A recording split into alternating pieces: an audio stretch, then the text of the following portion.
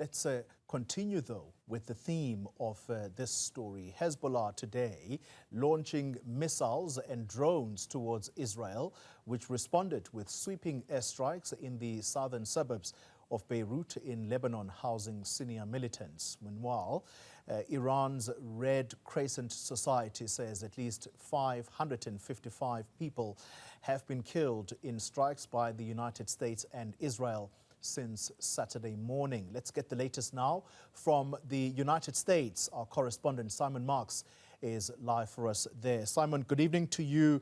Our time, we know that in the last few minutes, the President of the United States has been talking. Has he said anything about this war? Any key pointers that could tell us how long this would go on for?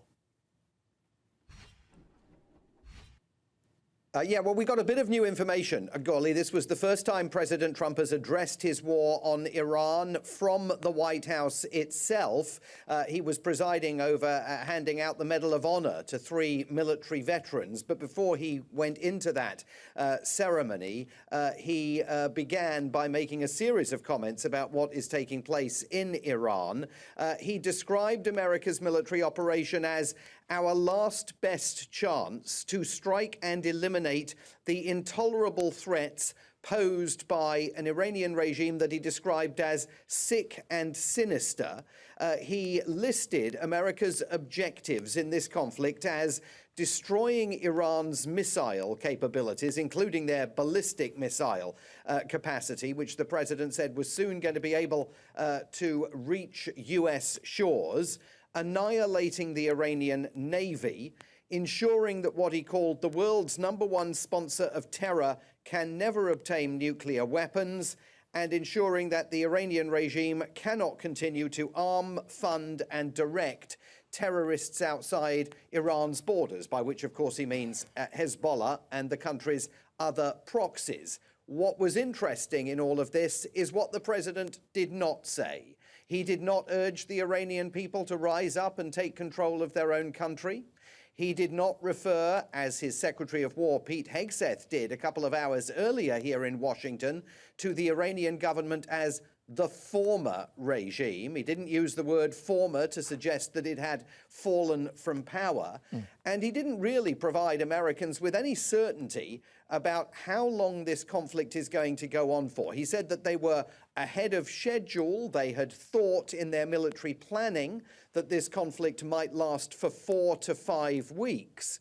But he didn't explain how long American lives and the lives of allied forces are going to be at risk in that battlefield theater, nor did he explain at what point he will know when the military operation is wrapped up. And there was absolutely no indication in the president's comments, and we haven't heard any indication all weekend long, as to what his end game is. What is the plan for the day after?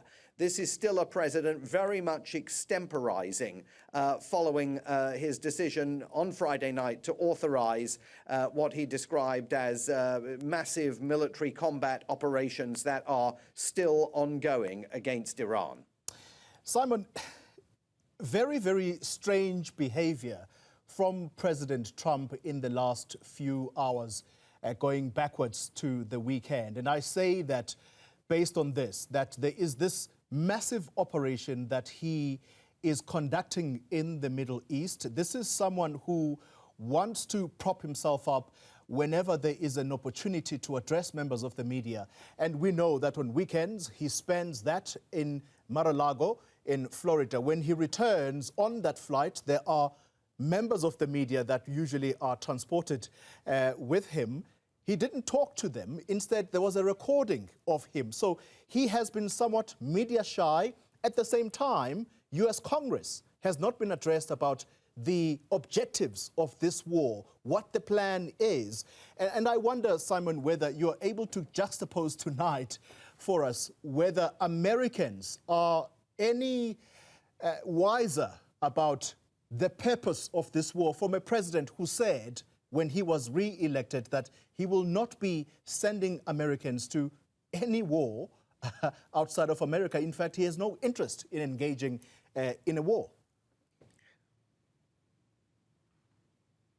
Yeah, I mean, we are a touch wiser in the sense that in his statement at the White House for the first time, he presented all of his objectives together, those 4 objectives: destroying Iran's missile capabilities, annihilating Iran's navy, ensuring that Iran can never obtain a nuclear weapon, and ensuring that the regime cannot continue funding proxies like Hezbollah in Lebanon.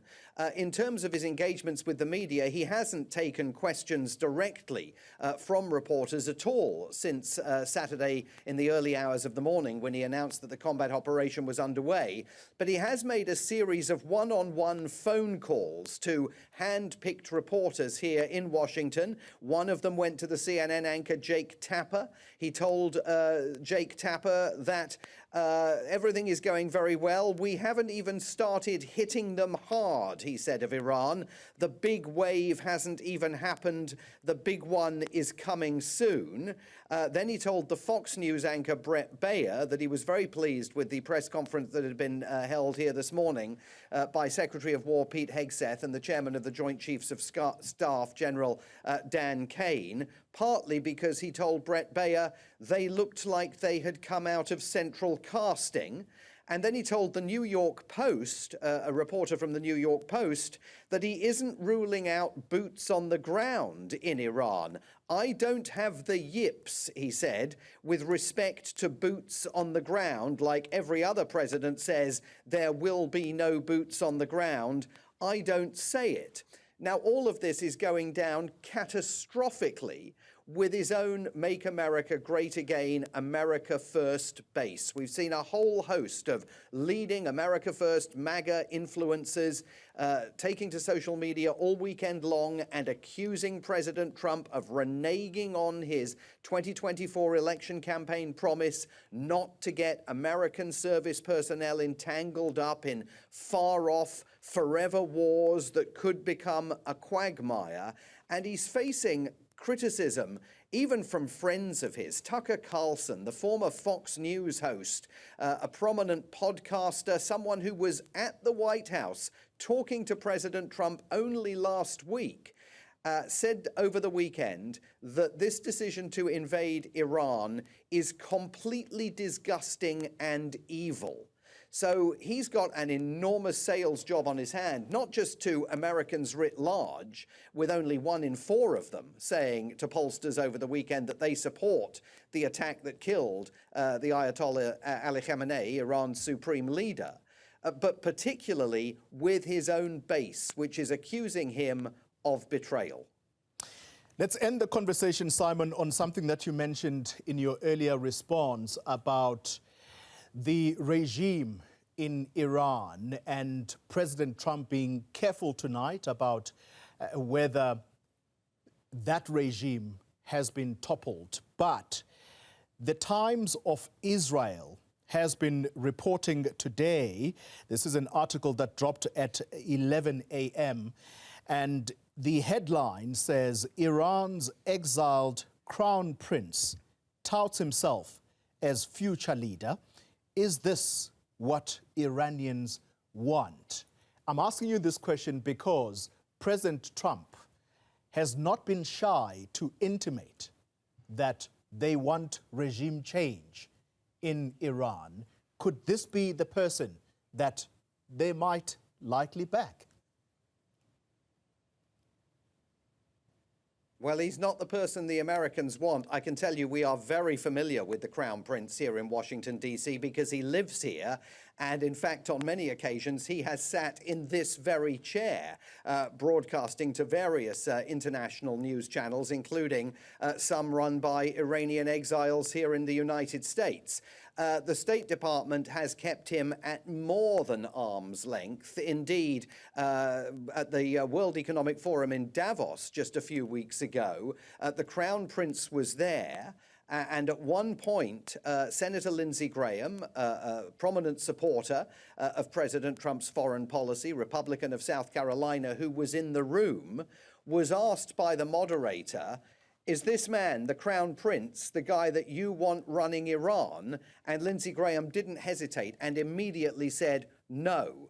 and it's up to the Iranians to decide who should be running Iran. I mean, the Crown Prince has much closer ties to the Israeli government of Prime Minister Benjamin Netanyahu than he does to the White House and President Donald Trump. And that may be why there are some Iranians who are enthused about the Crown Prince, but lots of Iranians who have questions about him. But as to what kind of government President Trump envisages in Iran, I mean, at the moment, his stated plan and hope is to encourage some kind of Pollyanna-style get-together by Iranian people, including the families of tens of thousands of demonstrators who were reportedly shot down in cold blood by the Iranian Revolutionary Guard. All of those Iranians are, according to President Trump, going to come and find a way of having common cause with the Revolutionary Guard, with members of Iran's security forces, its army and its police, and then together they are all going to find, in some kumbaya moment, a way of creating a new governing dispensation in Iran without, according to the current plan, putting any American boots on the ground. I mean, how all that works out, given the enmity that stretches back decades between so many Iranians and the security forces that have kept that government in power, is completely opaque and unknown to anybody here in Washington. Simon Marks, thank you very much indeed for that update live for us in Washington. It is a story we're going to continue watching for you. We know that in Iran, 40 days of mourning have been declared